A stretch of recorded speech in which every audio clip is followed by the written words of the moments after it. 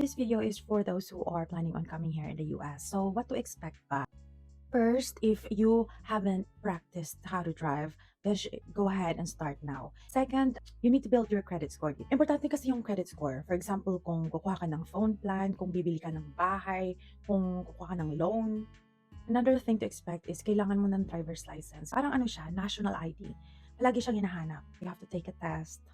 Siyempre magda-drive ka din, yung actual driving talaga. So, kailangan mo ng confidence, kailangan mo din ng preparation. Mag-study ka, ang dami namang tips sa YouTube. So, just familiarize everything para hindi ka masyadong anxious pagdating mo dito. Sobrang bilis nila magpatakbo dito. Lalo na pag merging, uso sa kanila dito yung road rage. Be careful sa ano mo, sa pag-horn pag nagda-drive ka kasi yung iba talaga stress sa work, ganyan, may depression, may mental illness. Sobrang risky pag naka-encounter ka ng road rage. Lalo na pag ikaw yung target. Okay? Kasi mag-ingat lang talaga kayo, besh. Kailangan mo ng insurance pag nag-drive ka dito, besh. Non-negotiable siya. You will get in trouble pag nagda-drive kang walang insurance.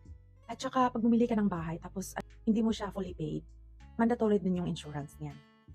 Besh, huwag kang mag-alala, may rice dito. May rice sila sa grocery stores. Meron ding mga Asian stores dito. This is the best thing. Everything's so accessible talaga sa US, besh. Pwede kang mag-grocery from home, i-deliver nila as long as may pera ka. Tsaka ang linis. Massive ng kanilang lupain dito. Nakakaingit. Huwag kang mag-alala kung tagi-tagi yung English mo. Majority sa mga native speakers, they don't mind kung wrong grammar ka or mispronouncing the words. Naintindihan nila na hindi yan yung first language mo. And huwag kang mag-alala din, besh, kasi maraming Pinay dito. Kahit saan ka sa US, may mga Pinay. At ito yung paborito ko, besh. Ang dami nilang forest reserves dito. So, pwede kang mag-jogging, mag-bike, mag-hike. Daming recreational parks and playground dito. So, ang saya lang.